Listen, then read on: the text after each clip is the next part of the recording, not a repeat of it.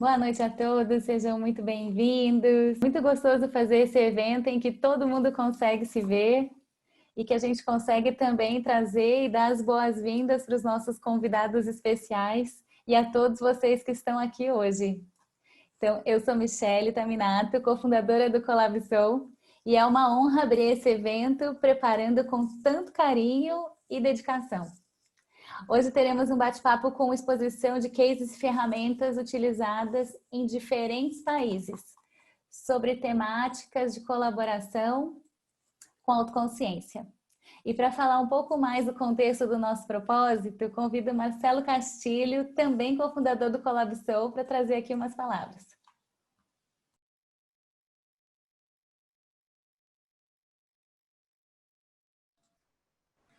Boa noite a todos, boa noite a todas. Fazemos parte do colaboração, um ecossistema que integra felicidade, inovação e colaboração para nutrir o novo e fortalecer projetos e iniciativas de transformação. No colaboração, a gente sabe que o agora é o momento para a gente impulsionar o novo. E para isso acontecer, a gente tem uma certeza da força da colaboração. E no colaboração acreditamos que novas formas de fazer um novo estilo de vida só é possível de dentro para fora, na autoconsciência em prol do coletivo. Mas a colaboração depende de abordagens e metodologias que deem conta dessa construção e fortalecimento de projetos e iniciativas de transformação. É uma colaboração que a gente pode aplicar em diferentes contextos e que dá conta dos desafios não só de indivíduos e grupos, mas de forma mais ampla, social, inclusive em larga escala. Porque a gente sabe que a transformação que a gente tanto quer, que envolve nosso país, nosso querido Brasil, depende de mais inclusão, diversidade e igualdade, tanto no campo dos indivíduos, das organizações e de políticas públicas. E para dar conta desse desafio, eu convido a Michele agora para nos contar um pouquinho mais do Prosocial e por que faz sentido a gente estar junto aqui agora. Uma coisa que é muito bacana da gente poder compartilhar com vocês sobre o Prosocial, quando eu conectei por sincronicidades, né? Ele veio muito para fortalecer mais do que a gente acredita no Colaboração. A gente encontrou no Prosocial uma abordagem de ampliar a colaboração com base em ciência comportamental contextual e também em ideias da Nobel Eleanor Armstrong, que foi a primeira mulher Nobel da Economia. O Prosocial tem sido aplicado em situações diversas ao redor do mundo, como Austrália, Europa, África e América do Norte, contribuindo com o fortalecimento da colaboração entre professores, alunos, mas também no empoderamento de comunidades para reduzir a propagação, por exemplo, no caso da ebola na África. E na colaboração de redes de grupos ambientais que procuram cooperar de forma mais eficaz para alcançar seus objetivos comuns. Hoje eu acredito que com o Prosocial a gente quer beneficiar líderes, organizações, ecossistemas que possam e que estejam interessados em alcançar outros resultados guiados pelo bem-estar humano. Para o encontro de hoje, temos a honra de apresentar a vocês dois grandes professores e pesquisadores, que é Paul Atkins e Robert Stiles. Ambos representam o Instituto Prosocial dedicado a superar as dinâmicas do nós e eles para viabilizar a cooperação em escala, pensando em nós. O Instituto Prosocial tem como propósito a integração da construção da consciência individual e coletiva, para que a cooperação e a colaboração de fato se tornem uma força que tanto acreditamos. Para iniciar tudo isso, eu quero muito, tenho uma honra convidar um dos meus grandes professores e agora também parceiros nessa empreitada de conseguir melhorar o nosso planeta. A gente quer iniciar agora convidando o Paul Atkins para um workshop Diálogo. Paul é coach, executivo, pesquisador e coordenador do Instituto Prosocial e da formação Prosocial Training, Facilitator Training. Um método aplicado na mudança baseada em toda essa ciência que a gente comentou, em que fortalece a cooperação e a colaboração para grupos de todos os tipos e tamanhos. Paul aplica o Prosocial para melhorar o desempenho e o bem-estar de equipes em organizações, com e sem fins lucrativos, e também se dedica à prática, ensino e pesquisa de mindfulness voltada às organizações. Recentemente foi nomeado membro da Associação Internacional de Ciências Comportamentais Contextuais. Seja muito bem-vindo, Paul. Mas eu quero aproveitar também e apresentar o Robert Stiles, que também está aqui pela segunda vez. Robert esteve com a gente no primeiro encontro do Colaboração Summit, que a gente realizou alguns meses atrás, e que teve a oportunidade pela primeira vez trazer os cases implantados aqui para o nosso Brasil. Ele é professor e diretor associado da Austrália Pacific Security College, Australian National University, com foco no avanço da agenda de segurança e iniciativas que abordam os desafios climáticos, ambientais e humanos. É formado em música e é um consultor de negócios, líder coach, mentor, pesquisador acadêmico no campo da ciência comportamental, contextual, aconselhando tantas organizações privadas de grande porte como agências do setor público do desenvolvimento do capital humano. Robert utiliza o modelo Prosocial no aconselhamento executivo de negócios e no setor público das regiões Austrália, Pacífico, África e Ásia, facilitando iniciativas que endereçam os desafios climáticos, ambientais e humanos. Então, eu queria dar as boas-vindas também para você, Robert, novamente aqui para o Brasil. Eu sei que agora a gente está com uma sala grande. Lembrando para todos vocês, a gente logo vai abrir a nossa fala em inglês com nossos guests. E que vocês, caso tenham a necessidade de ter a interpretação, aqui embaixo você tem um globo escrito Interpretation. Então, essa interpretação, ela precisa estar sinalizada, vocês clicam nela e vão aparecer também a questão relacionada à parte de como que você escolhe, português ou inglês. Nesse caso, a gente também tem... Deixa eu ver. Ô, Rafa, você consegue colocar para mim o slide explicando aqui a explicaçãozinha de como que faz essa seleção? Aí, o que eu posso pedir também a todos vocês que tiverem a necessidade, a gente está aqui com duas tradutoras de Libras, que são a Elaine e a Kelly. Enquanto a gente precisar utilizá-las a todos os surdos, a gente lembra que elas ficam geralmente falando e traduzindo a cada 20 minutos. Para vocês terem acesso à imagem delas, deem um pin, para que a gente sempre tenha ela pertinho da tela de vocês. E caso você tenha que fazer alteração, porque a gente vai mudar. Aí quando tiver a segunda, que vai ser a Kelly, você também dá a garantia que você está com ela no pin ali do ladinho. Caso você precise de qualquer tipo de apoio, porque a gente vai ter algumas atividades de interação, eu tenho mais duas pessoas queridas que estão aqui para nos ajudar, que é a Aline e a Francine, que vocês vão ver o número 003 e 004, Apoio Libras. Então, vocês podem buscar por elas no chat ou buscar e chamar a atenção levantando uma mãozinha, que a gente está com um grupo de pessoas aqui para poder apoiar e ajudar vocês a fazerem parte dessa nossa jornada da melhor forma possível nessa noite. Então é isso. Paul, Robert, welcome here. And now I'm gonna open for you, Paul, so you can be with us and talk to us. Thank you so much for coming. Muito obrigado and boa noite. That's it. That's all I have. Boa noite, muito obrigada. Well, thank you very much for welcoming us to give this talk.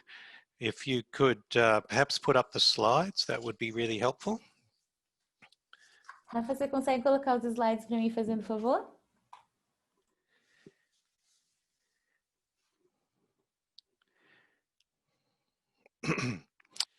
I'm going to be talking about the topic of prosocial. It's an approach that I would like to introduce to you.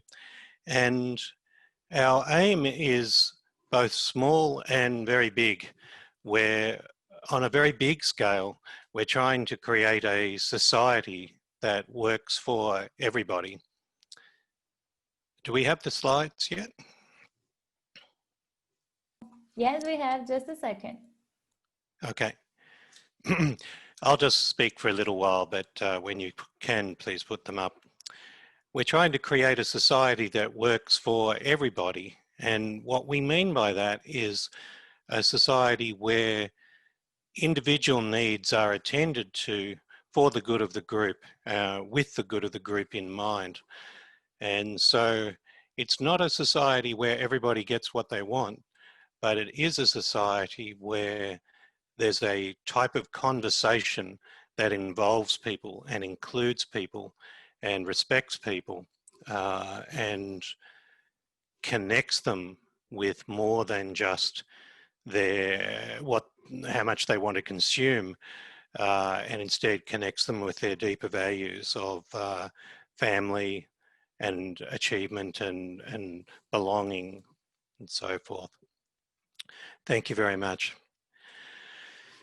Great. So this is my email address. We could move to the next slide, please. I really like this metaphor of weaving a fabric or weaving a net, if you like, that can hold something up, that can support things.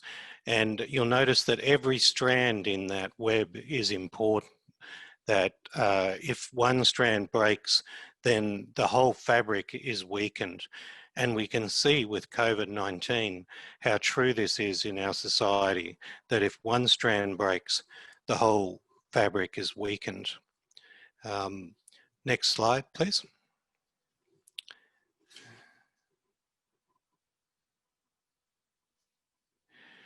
So I'd like to tell you a little bit about what I have planned for this talk. First of all, I'd like to introduce a little bit about what is prosocial. Second, I'd like to talk a bit about the modules of the prosocial process and what's involved in the actual process. Although we have a very big picture vision, we know that that vision won't be realized unless we have a practical methodology that you can use in your small groups. And we have a way of thinking about and working with groups, small groups, to connect with other groups and to build up whole networks of relationships that work for everybody. So in a sense, you can think of what we're doing as prosocial as trying to shift the attention from individuals, which have been, at least in the West, very much emphasized over the last 50 years, the idea of the individual and the individual in competition with other people. And we're also somewhat de-emphasizing the role of government in top-down regulation, and instead focusing on the role of local groups and the power of small groups to achieve things and to combine with one another, to collaborate with one another, to make real change in society. Another thing that I'll be introducing then is some of the core design principles that you need in your small groups. We're going to argue that you need in your small groups to make them really effective. And this is a little bit like a compass that's pointing you in the direction of what really matters in a group. I also want to talk a bit about power and non-violence and a particular approach to, we're not just about more cooperation, because more cooperation has led to some terrible things in the world as well as good things, you know, Hitler's Nazi Germany, for instance. So it's not just about cooperation, it's about a particular form of cooperation, which is what I'm going to say is power with, beside someone, power with, rather than power over. And then we'll do an exercise together in breakout rooms. Actually, after that, my colleague Robert will be presenting some case studies of how prosocial has been applied. And Robert's an absolutely brilliant facilitator who's used prosocial in lots of interesting contexts. So I'll be doing the theoretical bit, not really theoretical, but the introductory bit. And Robert will be doing, will be telling you about some case studies. Next slide, please. Prosocial is 4 things. It's a perspective, a research effort, a community of practice, and a practical process. I'll focus mostly on the practical process. Next slide, please.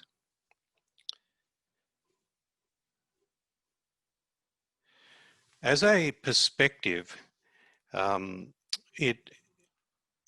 our approach relies very heavily on evolutionary science, and in particular on ideas of cultural evolution. What we're about is creating a new story that involves conversations about what really matters, and that includes people in those conversations. It's a story that doesn't assume that we are selfish.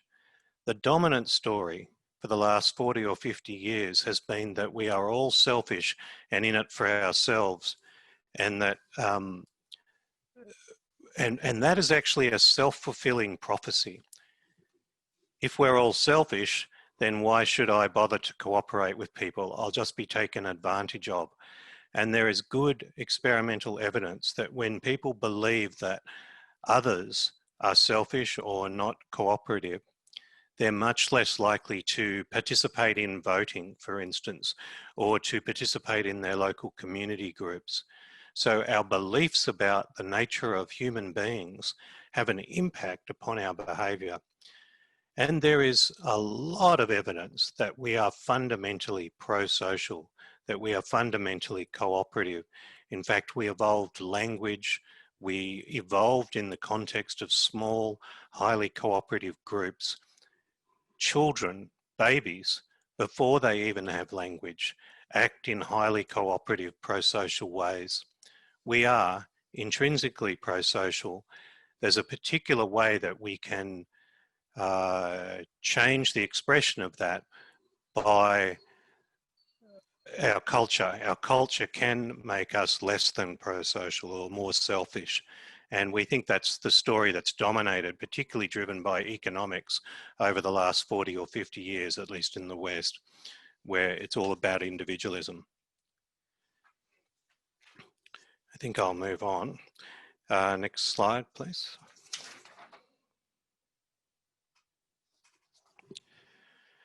Actually, I'm sorry, could we just go back for a moment, please? So I've mentioned that we're focused on small groups rather than individuals, necessarily just individuals or just top-down regulation. Also that we're creating more power with rather than power over cultures.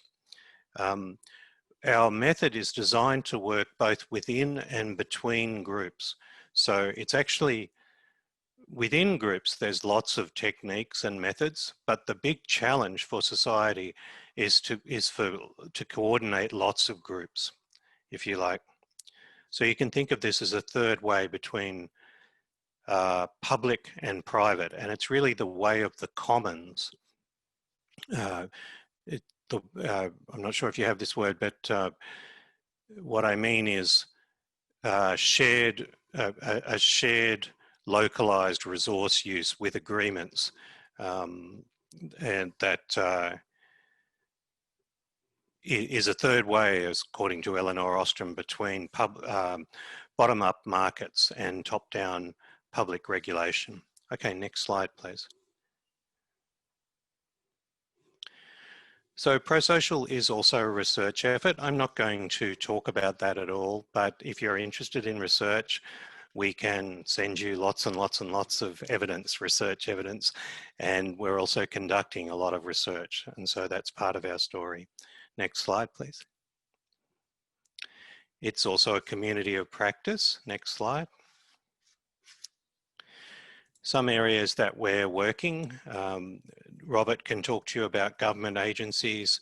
I've done quite a bit of work in private corporations, in schools, in local healthcare organisations. Yesterday I heard that the National Health Service in Scotland has just introduced a pro-social development department with 4 or 5 people that are going to be working full-time doing pro-social as staff support within the National Health Service. Next slide, please. One of the initiatives that I like the most is was done fairly early on in Sierra Leone in response to the Ebola virus. And it's a nice illustration of how prosocial is all about involving many voices. One of the big challenges that they had in Sierra Leone was Ebola was being spread because of a particular burial practice. The Sierra Leoneans would kiss their dead before they buried them. It was a sign of respect and a sign of deep love. And so this was something that was deeply important to them. And no matter how much the World Health Organization told them that this was spreading the disease, they still felt that it would be to disrespect and not love their loved ones if they weren't to do it. So they got together, and through the prosocial process, the conversation about how to handle this outbreak, how can we work for the good of the whole, how can we work for the good of the community, as well as while still respecting our loved ones. So the good of the whole as well as the individuals. And what they came up with was a beautiful solution to create a banana trunk as a proxy, as a substitute for the dead person's body. And they would wrap the banana trunk, and they would wash the banana trunk, and they would kiss the banana trunk, but they wouldn't be passing on the disease. And then they'd bury the banana trunk next to the body of their loved one. And so it was a community-generated solution that came about through having a particular type of conversation that was designed to help people think about not only their own needs, but also the needs of the community. Next slide, please. Finally, prosocial is a very practical process with 5 modules. Next slide.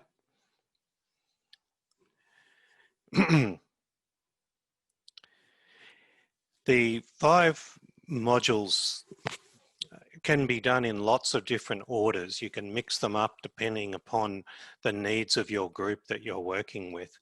But a typical process that we use now is we introduce the core design principles that I'm going to show you in a moment, and we then do a thing called the ACT matrix to help build shared identity and purpose. The nice thing about this ACT matrix tool is that it can be used at the individual level to explore individual interests, and also at the collective level to explore group interests. From there, we can go into more depth on the core design principles and work out, set some goals for how to achieve them in our group. Next slide, please. So I've been talking about these core design principles. We'll be stepping through these one by one, but here is a quick overview. The first 6 principles are designed to help a group work effectively internally. And they are shared identity and purpose, equitable distribution of contributions and benefits, fair and inclusive decision making, monitoring of agreed behaviours. Some people don't like the word monitoring, so I often use the word transparency of behaviour. Graduated responding, and I'll explain all these, and fast and fair conflict resolution. The last 2 principles are about how the group relates to other groups. So principle 7 is authority to self-govern. It doesn't necessarily mean that the group is independent of the rest of its environment. It just means that it has the authority to implement principles 1 through 6, that there's not excessive interference from outside. If I give you an example, it's like some government department teams have no control over how they handle misbehaviour. And so it's very hard for them to function as a team. The last principle is about reapplying those first 7 principles to between group relations. So you need to have shared purpose between teams. You need to have equity between teams. You need to have inclusive decision making and so forth. Okay, so next slide, please. What I'd like you to do, if you have a piece of paper and you could just draw something like this on your piece of paper, that would be helpful, because I'm going to ask you to rate a group that you care about on these 8 principles, okay? So if you can, just take a moment to grab a piece of paper and draw that figure. And then I'd like to invite you to bring to mind a group that you particularly care about.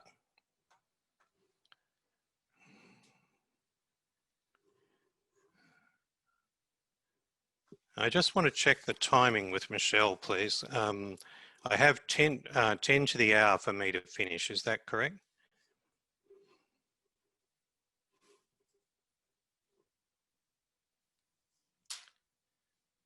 Valeria, did you hear that?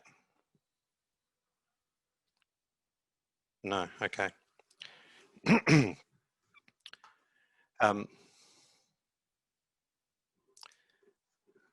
That's okay. So think about a group that really matters to you. It could be a family group, it could be a work group.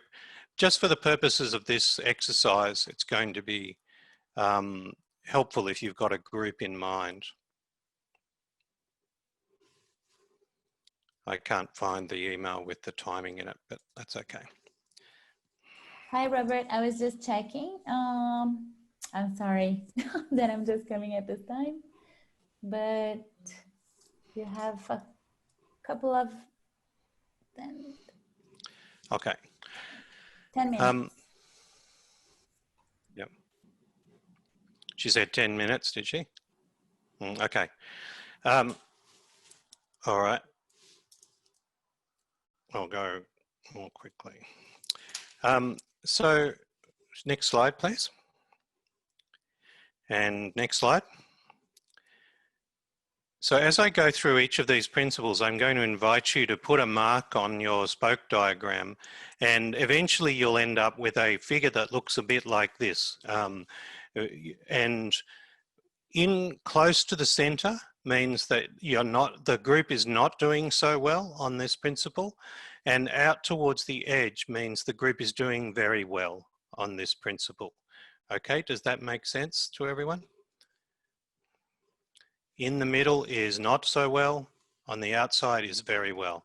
So this particular group is doing pretty well on shared identity and purpose, but not so well on inclusive decision making. All right, let me go to the next slide. I'm going to spend a little bit of time explaining most of these principles, but we won't take too long with it because we want to get into a discussion of power. Okay, the first one is shared identity and purpose. Does the group have a sense that everyone feels like they belong? And does everyone have a sense of knowing what the shared purpose is? This isn't so much about just having a mission statement. It's more about the fact that everyone acts in a way that is purposeful day to day, and that conversations are driven by shared purpose. A great way to develop that is the ACT matrix. Next slide, please. The second principle is equity. It's important to recognize that this is really important for some groups and not so important for others. It's what I find in my work with groups is that it's not very helpful to ask people, are you treated fairly? But it is much more helpful to say, does everybody have their needs met in this group? And that creates a more helpful conversation. It's also helpful to distinguish between equity, which is that everyone receives benefits according to their contributions. That's different from equality, which is that everyone gets the same amount. And it's different from to everybody according to their needs. And so when we have conversations about fairness, people have different moral standards that they're applying, and it's sometimes helpful to include that in the conversation. There are lots of helpful ways to have conversations about fairness. Next slide, please. So looking at CDP 3, Core Design Principle 3, Fair and Inclusive Decision Making. This is really about just making sure that the people who are affected by decisions are involved in the making of decisions. And so on your spoke diagram, just put down a mark according to where you think that is. Are the people who are affected by decisions involved in the making of them? Or alternatively, sometimes that's not possible. Are people's interests well represented by those who make the decisions? Sometimes we need a representative who cares for the group, who can represent their interests. And there are a number of specific strategies that you can implement, including the advice process and consent-based decision-making. And I can give you some links in the slides to that information. The next slide, please. The next two principles, 4 and 5, really go together. One is about being able to notice people's behaviour, and the other is about responding appropriately, giving feedback. So I like to use the words transparency and feedback, really. Essentially, that's what it is. Although in different contexts, it might be not just talking to people, but also what we do in response. So when all of these principles are designed, were developed by Ostrom because they helped groups to function more for the good of the group rather than out of selfishness. So, and in Prosocial, what we've done is kind of generalize that idea. So what we're trying to do with all of these principles is balance and integrate self-interest and collective interest. You need that, you need transparency. So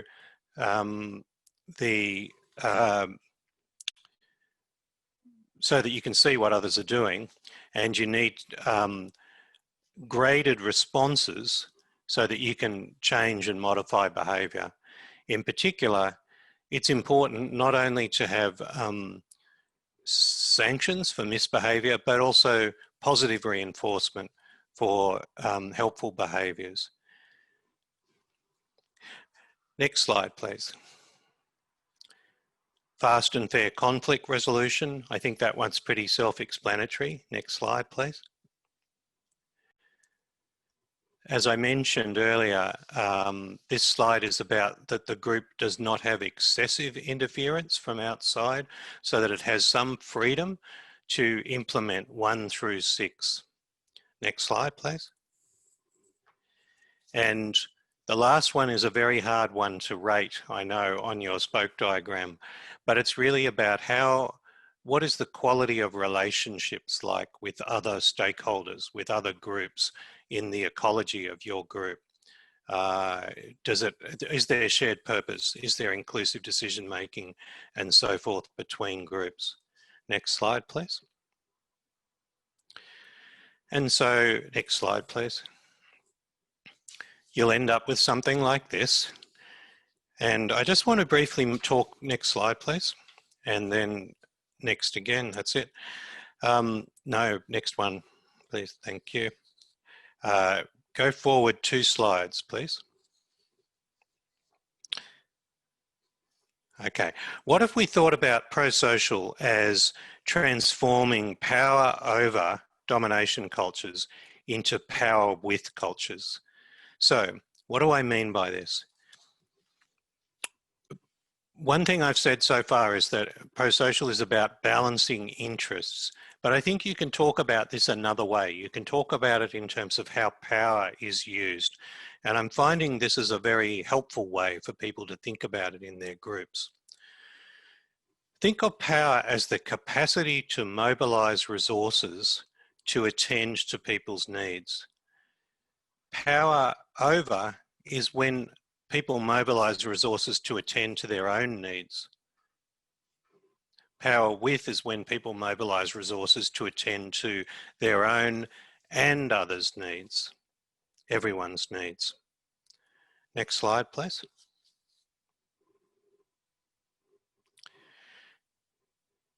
One thing I want to say is that power with is not leaderless and non-hierarchical. You can still have leaders that promote power with cultures, and you can still have hierarchy that is set up in such a way that it's a hierarchy of information or actualization and support rather than a hierarchy of domination. Power with doesn't necessarily mean including everybody in the group all the time. Sometimes, according to Core Design Principle 5, sometimes it's necessary to exclude someone from the group. For instance, if someone has mental health issues, that creates a very toxic environment in the group. Or if someone has a different purpose that isn't well aligned with the group. We need to have the power to be able to exclude someone from the group. Otherwise, people will start to leave and the group will not function. So trying to include everybody actually ends up in excluding people who can't tolerate a toxic environment. So power with necessarily involves having the strength of character and the strength of processes to be able to exclude someone if they are disrupting the group. Similarly, power with doesn't mean involving everybody in decisions. I've already mentioned that there are certain times where that's not possible and where you need to have a culture of truly representing the interests of people in the group. Power with doesn't necessarily mean always prioritizing relationships over tasks. It's the case that sometimes in groups you might have had the experience of groups that are sitting in a circle and someone gets upset and then then the facilitator turns to that person and tries to help them with their upset, and then everybody else gets upset because we're not making progress on the task anymore. And that's a way that a group can circle into being non-productive. Sometimes we need to put relational issues to one side in the service of the group achieving its purpose, just for a moment, as long as we come back to those issues. All right, next slide, please. Now I want to relate the two parts of my talk together. The core design principles are a way of creating a power with culture in a group and between groups. First of all, if you start with the first and second principles, they establish what the group is about, its purpose or aim. They establish who belongs and who doesn't. And they establish the central idea of the culture that everyone's needs matter. Core design principle 3 is like the nervous system of the body. It is how do we decide what to do? And we need a way of deciding that respects everybody's needs. 4, 5, and 6 can be dealt with together as how are we going to respond to one another in the group? And 7 and 8 can be dealt with together, exploring questions of how the group relates to others, but all with a sense of power with in the group. Next slide. And so I'm not saying that you have to go through the principles in order. You don't. It's not a prescription. Sometimes you'll decide that there's another group principle that you really want to focus upon that's most important. But you can start wherever the energy is in the group. So let's do a little breakout group now and activity. If we just go to the next slide, please. Next. That's it. Okay. So in your breakout groups, you're going to be in groups of 3 people. And we'll have about 15 minutes or so for this activity, I believe. Is that right? Or 15 to 20 minutes. And the question I would like you to consider is, how could your group, the group that you've been doing the spoke diagram for, how could that group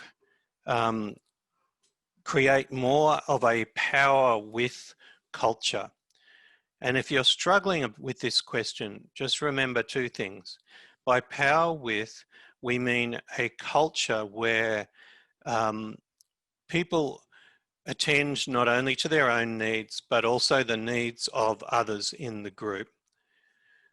And a way to start thinking about what you might do is to think about those 8 core design principles, because all of them contribute to creating more of a power with culture. Okay, so you might look at your diagram and say, I think we should focus on this one. You'll have about 5 minutes each. Okay. Now I'm ready for you to handle the breakout room process and the timing, Michelle, if you like. Okay, I think it's all set. Rafa, você já...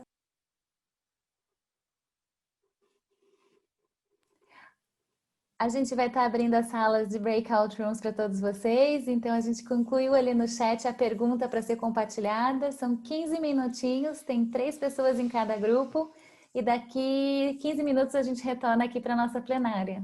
Bom encontro e troca e compartilhamento aí para vocês. Até daqui a pouco. Yep. Can you ask her to ask if there are any questions? If everybody will know what they're supposed to be doing. Vocês estão com alguma pergunta? Gostariam de saber se tem alguma dúvida? Ou está todo mundo preparado? Tudo bem para vocês irem para as salas? Pode ser? Podem fazer assim? Assim? Aqui pelo menos eu consigo ver. Tudo bem? Então, tá bom. Então, they're all good. Thank you.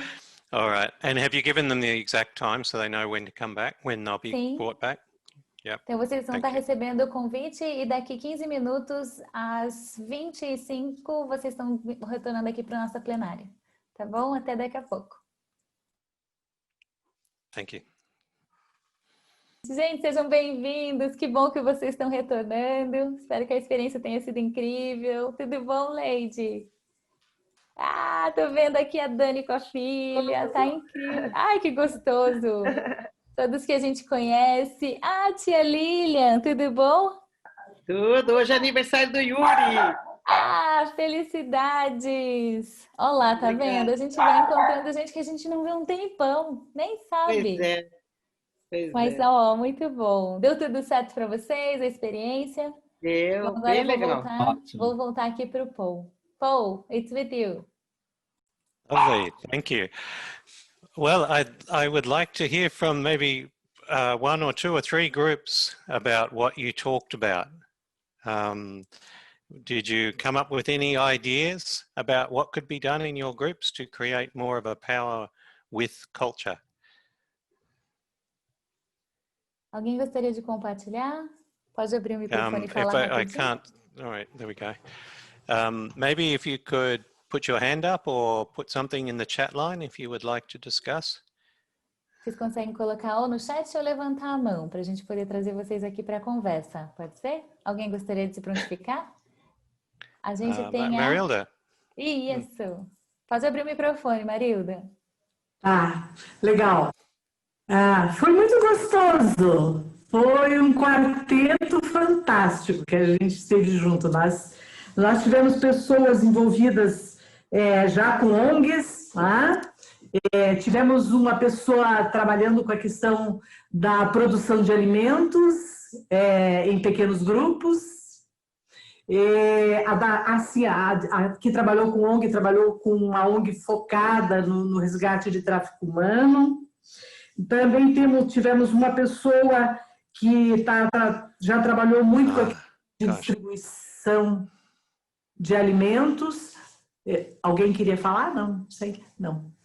E eu trabalho com empreendedorismo infanto-juvenil, né? A gente trabalha com crianças e jovens que estão com uma demanda, um interesse por trabalhar com seus talentos, mesmo que às vezes não os tenham. Então, nós chegamos a algumas conclusões muito boas. Nós colocamos que a primeira coisa seria encontrar os facilitadores. Eu sei que Paul colocou que não deverá haver lideranças, não é?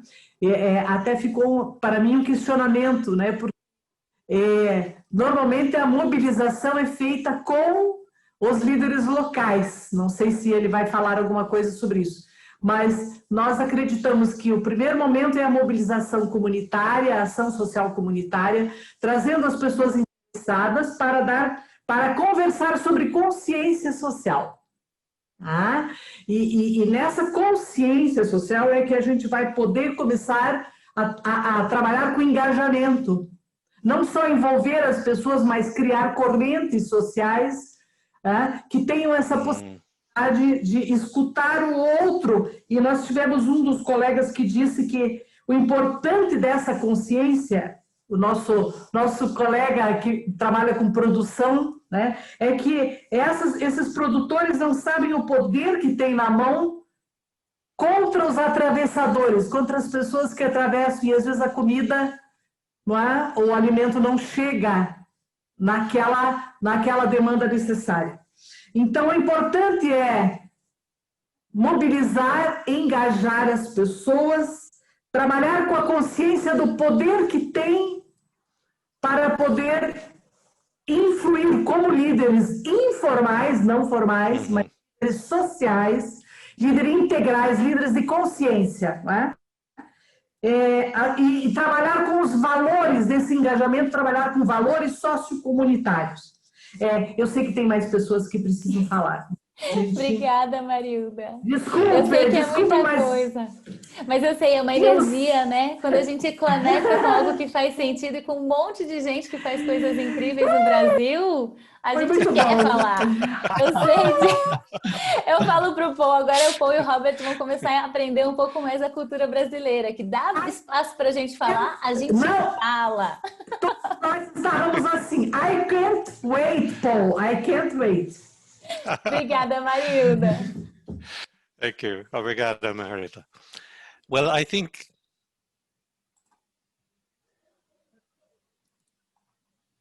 I don't think she can. What we might do, we might hand over to Robert because I don't want to cut his time short. So thank you very much, and I'd love to hear from Robert. Robert is a dear friend, an extremely skilled facilitator, and a very creative and innovative thought leader in the area of prosocial. Most importantly, he has a really big heart, and I think that is most important for this work. So over to you, Robert. Yeah, thank you, Paul.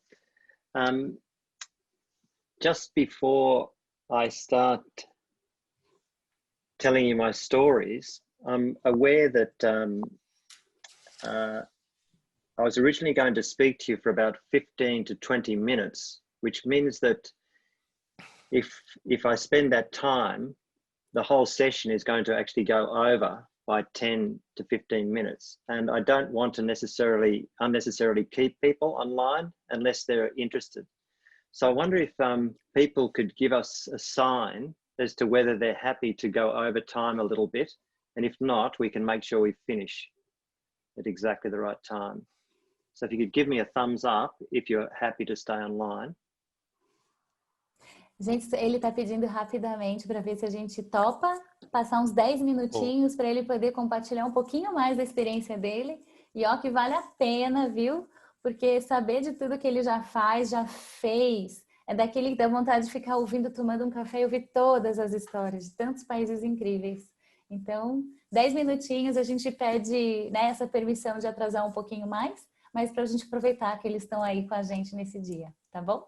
Então, quem se sentir à vontade de estiver aqui, tudo bem, mas vamos agradecer para eles poderem estar aqui com a gente um pouquinho mais. Continua. Okay, Continue, Robert. It's all you, all yours with 10 minutes more.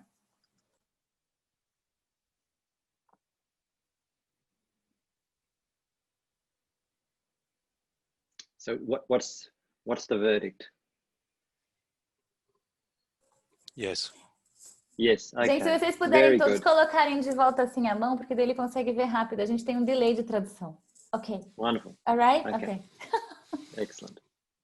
Okay, so Michelle, if you'd be kind enough to put up the photographs, that'd be great.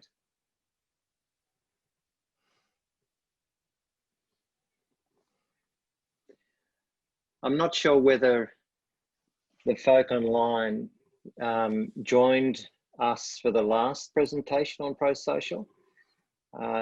If you did, then some of you or that audience asked some very good questions.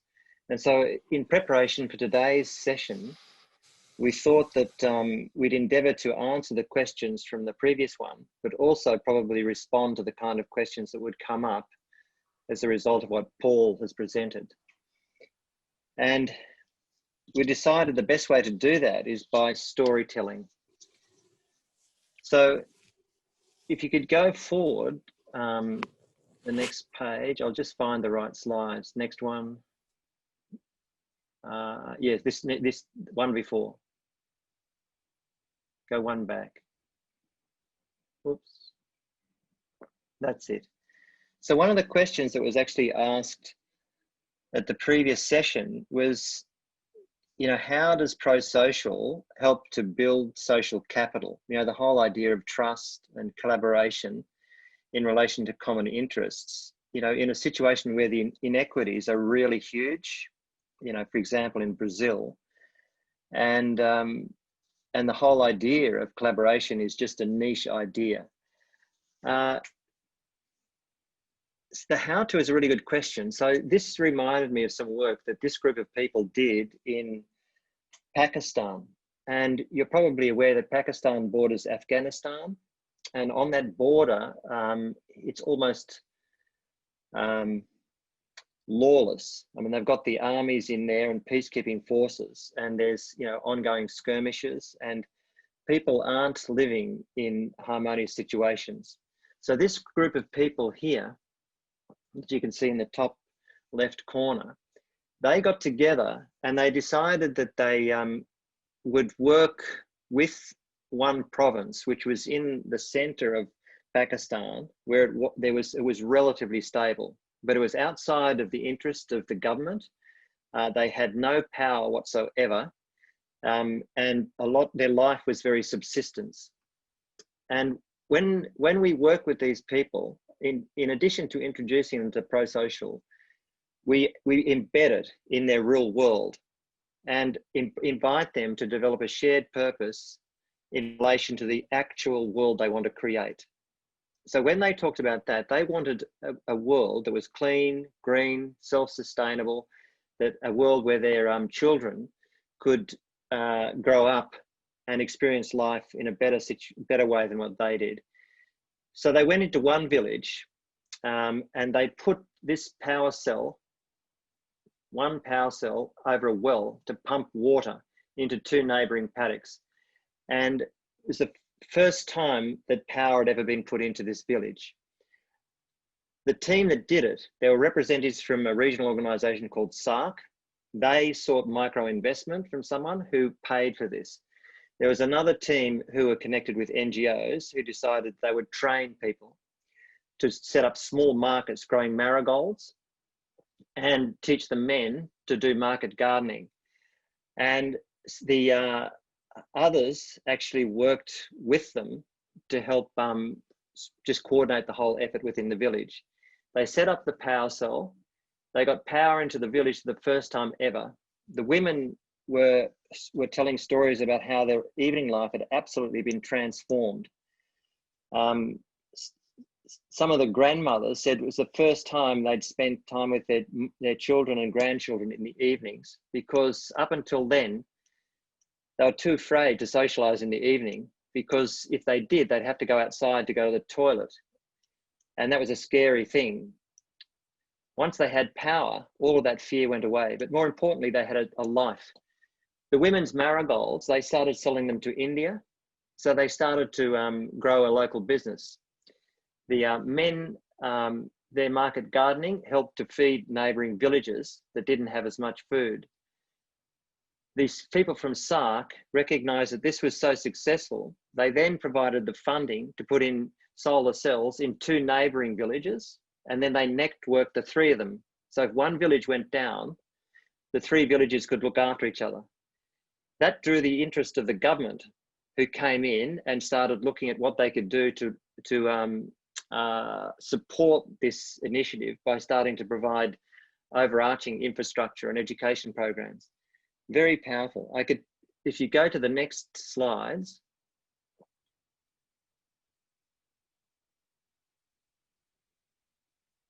This is a similar story, same part of the world, where they regenerated land to grow a particular kind of bean that when it was actually crushed up, it became a supplement to diesel fuel. And they were actually able to then get their pumps going for the first time in a long time. It revitalized their environment that was turning into a desert. And of course, food grew. So can actions be taken to build social capital, particularly when there's high levels of inequity? I've seen many, many examples like this. The answer is yes, but the key is shared purpose. I think these groups, as well as others, they had something to live for. And to do it, they had to do it together. And so the application of these principles was a living thing, very dynamic. Another question that came up was about, linking, sort of thinking of collaborative governance and creating public value together. And the question was, in young societies, that still have to develop, is there an incubation period, or can you skip steps? I think the delineation between developing countries or young societies or new ones is kind of arbitrary and not relevant. The most important thing for us, all of us now, is to start thinking about the world we want to live in, particularly in the service of our future generations. If you go back a few slides,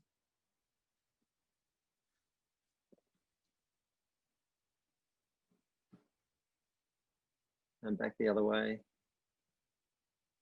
to the first set of photographs, back again, back again, back again.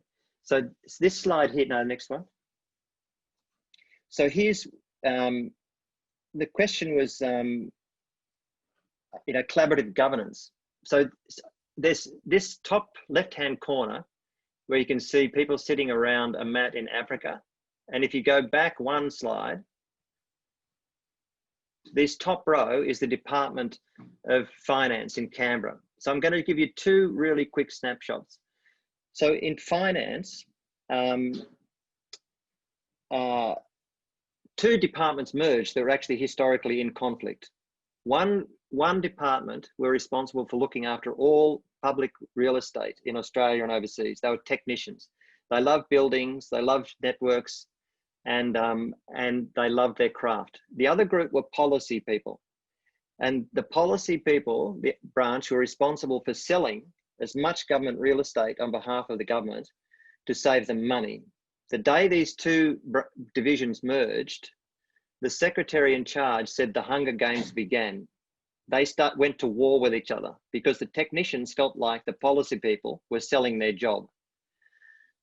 When they settled on shared purpose, what they saw in 10 years' time was a world in which every single Australian government public or virtual space was clean, green, safe, and available to all world citizens. It was a very noble vision. When they collectively saw that, the technicians realized that they had to become a hub within a polycentric system. They had to implement Prosocial over a highly distributed network. When they saw that, they realized they couldn't do their craft without the help of policy people. When the policy people chose the same vision, they realized they had to learn to give the elected government of the day courageous advice instead of just doing what the government asked. They realized if they were going to give the government courageous advice about the future of Australian public spaces, they needed the help of the technicians. So both groups shared purpose. They then implemented all the other design principles, and over the last 2 years, they have done some of the most innovative work. You can see the 8-spoke diagram up on the board here. This is one of the branch heads who's presenting back to the whole division of 150 people. They're thinking about how they can actually regulate themselves in relation to the design principles. If you go to the next slide.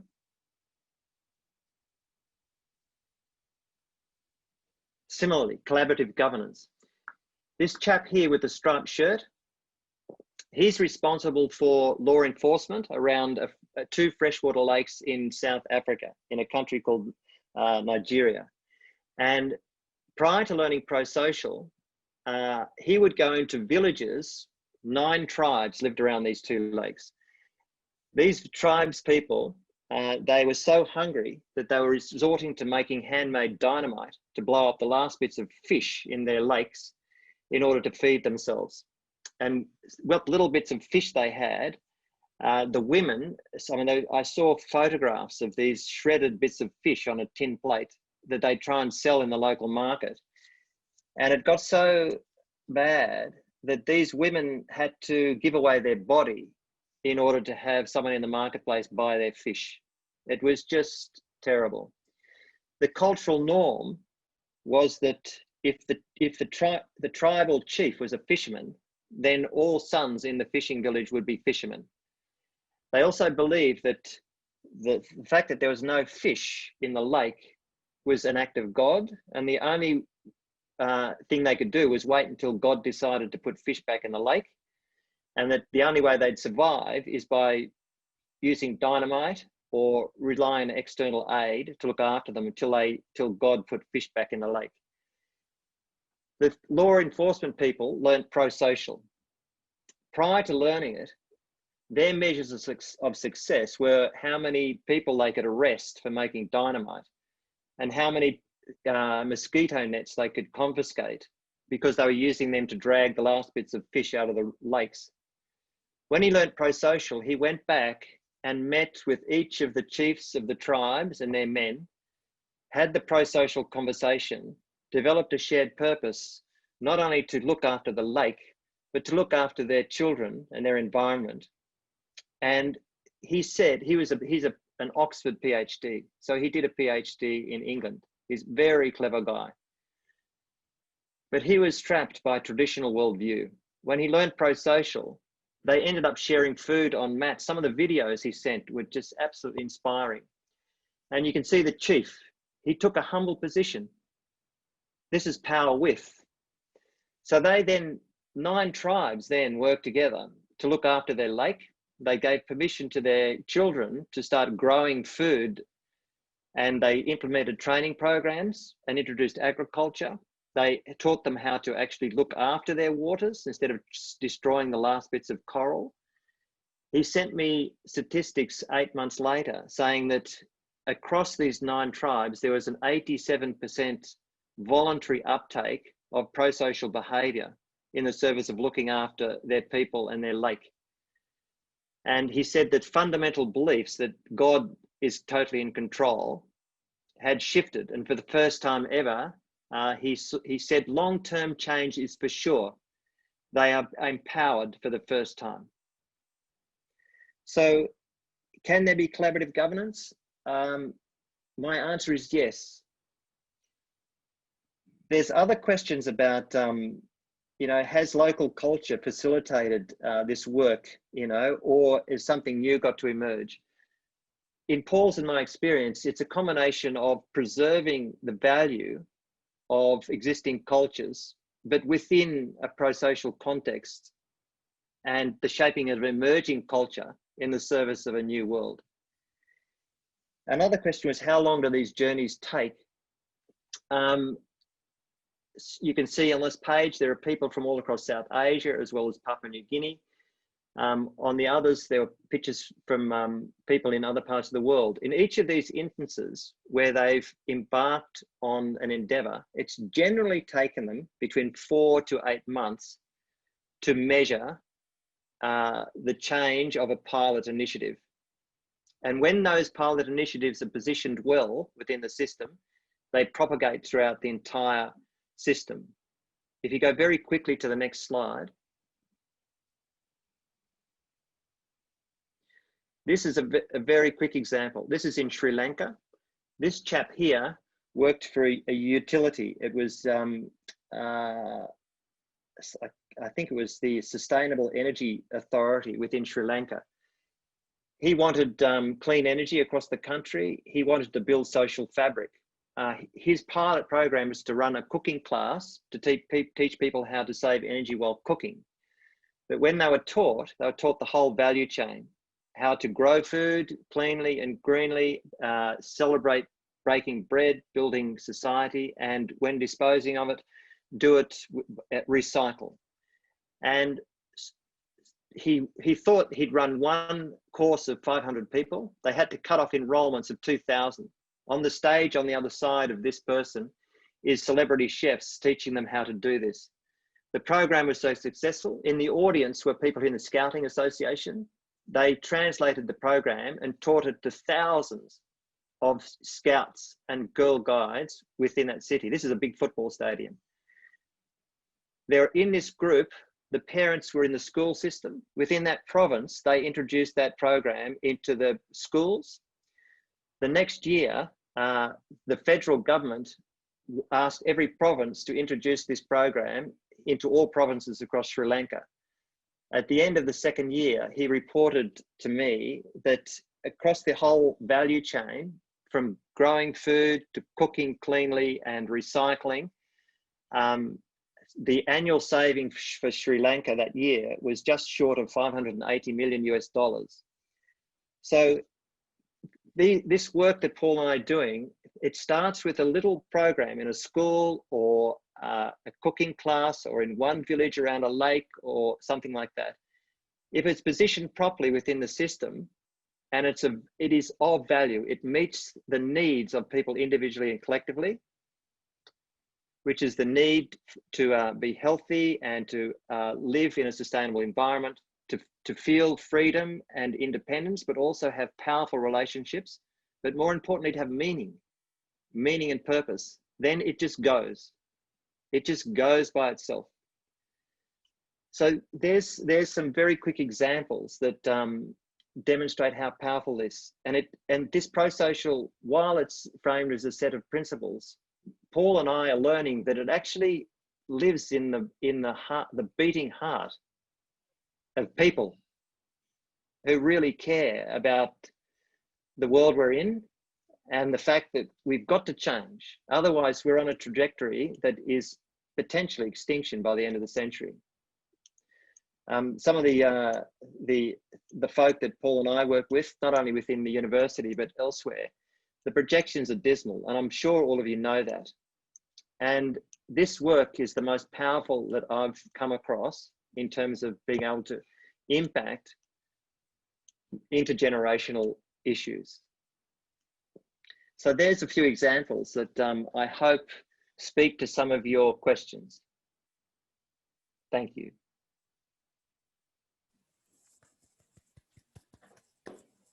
Thank you so much, Robert. It's amazing to come and have all this experience, because this is something we believe truly. Ai, gente, desculpa, eu tô falando em inglês, mas eu vou falar em português para a gente poder falar aqui para ele. Você me ajuda, Valéria, a traduzir, né? Então, assim, eu agradeço demais a sua presença, a sua e do Paul, que foi tão complementar para poder trazer a questão toda relacionada à questão do framework, né? Que a gente tem como aprender a fazer etapas para poder executar isso. E mais do que isso, é ver que isso já acontece em muitos lugares, trazendo efeitos positivos para a sua sociedade, para o seu país, para a sua comunidade, de forma que não obrigatoriamente precise de um auxílio top-down de governo, né? Existem muitas formas de a gente trabalhar esse poder e que a gente consegue construir, reconstruir as comunidades que a gente vê que precisam. Aqui temos várias pessoas que estão engajadas em projetos coletivos e colaborativos, sejam, né, de organizações não governamentais, sejam de empreendedorismo de impacto social, sejam pessoas que estão em empresas querendo reconstruir as formas que estão sendo feitas hoje nas empresas. E é muito bom poder ter todas essas inspirações e ver que não é complicado no sentido de entender que existem formas. A gente sabe que para se fortalecer tem que ter isso que o Robert comentou muito forte. Um propósito claro que toca o nosso coração e que em momentos de dificuldade a gente consegue superar em comunidade como essa. Então, quero agradecer muito toda essa oportunidade que a gente está aqui, agradecer as pessoas que estão aqui com a gente. Tem essa oportunidade de fazer mais perguntas, se vocês quiserem, mas eu sei que eu estou quase passando mais 5 minutos aqui, né, para a gente poder falar, porque um dos sonhos que nós temos é realmente ter uma comunidade Prosocial Brasil. E quando vocês veem todo o processo, esse é o primeiro ponto. Mas não é para criar uma metodologia, nem para ficar fortalecendo. A gente quer criar uma comunidade que tenha a vontade de estar fazendo algo que gere resultados benéficos e sociais para a nossa sociedade brasileira. Seja em escolas, seja em empresas. E para isso a gente está com uma grande oportunidade, porque esses dois senhores incríveis, eles estão abertos em construir uma jornada de Prosocial para brasileiros. A gente está fazendo uma força-tarefa do Prosocial Brasil em 2021. De forma que a gente consiga aprofundar todas essas etapas, esses projetos e formas de a gente trazer isso para o nosso Brasil. É uma força incrível que hoje eu tenho que contar também e agradecer com 2 parceiros que tem o personal, que aqui está ajudando a gente na parte de translation, fazendo isso de uma forma muito colaborativa e participativa. A gente tem aqui alguns parceiros que já estão se predispondo para ser facilitadores ano que vem, para ajudar a trazer esse conteúdo para o Brasil, traduzindo para o português também, mas trazendo essa prática, né? Que a gente sabe que construção disso no nosso país não é simples. E a gente também está com um time incrível de Libras da Unileu, que está ajudando a gente pensar para que tudo isso seja incluso, inclusive para a nossa população surda, que hoje no Brasil é em torno de 10 milhões, 11 milhões de brasileiros. Então, a gente quer trabalhar da melhor forma, que a gente faça isso, mas faça isso de uma forma consistente. Que a gente traga essa possibilidade, incluindo formas e contextos diferentes para solucionar os problemas que a gente está passando. Hoje, o que a gente vive no Brasil é uma grande oportunidade. A gente tem melhorias a serem realizadas em todas as áreas do nosso país. E se não formos nós, privilegiados de alguma forma, ter acesso a esse tipo de conteúdo e o brilho no coração de sonhar para que coisas diferentes aconteçam no nosso país, quem é que vai fazer isso? Então, eu estou aqui para deixar, além da minha gratidão ao Paul e ao Robert, para eles poderem falar um pouquinho ainda para sair, mas o nosso convite para todos vocês que estão aqui, que queiram e estejam interessados em participar dessa jornada Prosocial Brasil. A gente tem, acho que link, não sei, o pessoal me ajuda se está colocando no chat. A gente está com um grupo de backstage incrível aqui também para poder ajudar a fazer tudo isso acontecer hoje. Tem tradutores, tem os intérpretes de Libras, tem o pessoal que está ajudando na tecnologia. A gente está aprendendo a fazer tudo isso junto, de uma forma sociocrática, acho que posso falar pró-socialática, não sei, né? Com o estilo Prosocial, para poder construir isso que a gente fala. Trazer sentido e significado para as nossas vidas, trazer sentido e significado para a sociedade brasileira, trazer sentido e significado para o nosso Brasil, para as nossas organizações. Porque o que a gente precisa fazer isso é viver. E viver bem, não é somente para a gente promovendo isso, mas para todas as pessoas do nosso país. Então, para falar final words, Paul and Robert, would you like to come up? Because I think it's just too late. I would like to take the advantage to share with them the aspiration that we have together for Brazil. So if you would like to share something, final words. Eu sei que eu falo muito e falo rápido, gente, então os tradutores sempre me puxam a orelha, tá? Porque Oh, you go first. Okay, I'll say fun words. I'm humbled and privileged to spend time with you. I mean, for you to be online, already it's telling me that you care about the same thing that I do, and I feel like even though I haven't talked with you directly, perhaps we're kindred spirits and we're on the same journey. So good luck with your efforts. Thank you, Robert. Yes, we are all part of the same family. I agree. And it's so exciting to see this work being done in Brazil. And we have, I want to say thank you very much to all the interpreters and the presenters, Libras, using Libras, and also particularly to Michelle and the colaboração team for hosting this event. I feel as though by looking at the way that the team works, that Prosocial is in the right hands in Brazil, and we are very excited to be partnering with colaboração. Thank you, everybody. Muito obrigado. Muito obrigada. Tem uma mensagem que eles colocam que para mim eu acho que chama muita atenção. Que ele coloca assim: o mundo mais bonito que nossos corações conhecem é possível, que é do Charles Eisenstein. Então, junte-se a nós que a gente consiga construir o Prosocial Brasil em 2021. Agradeço demais a presença de todos vocês. Thank you so much, Robert and Paul, em que a gente consiga construir esse planeta. Afinal de contas, é um só. Bom descanso a todos vocês. Todas as perguntas que quiserem ou com algum tipo de questionamento, sugestão, manda pra gente também, não só aqui no chat, mas nas nossas redes sociais, que a gente vai estar aí estudando e aprofundando as melhores formas da gente abarcar essas novas formas de fazer aí para o nosso Brasil, que não seja só no pós-pandemia, porque a gente não sabe quando que a pandemia vai acabar, mas que seja já hoje, para a gente já começar a viver hoje de uma forma diferente. Então, muito obrigada. Gostaria de pedir para todo mundo abrir a câmera. Eu nem sei como que faz isso, que eu queria tirar foto de todo mundo, mas eu não sei fazer isso, gente. Como que eu faço? Me ajuda, gente.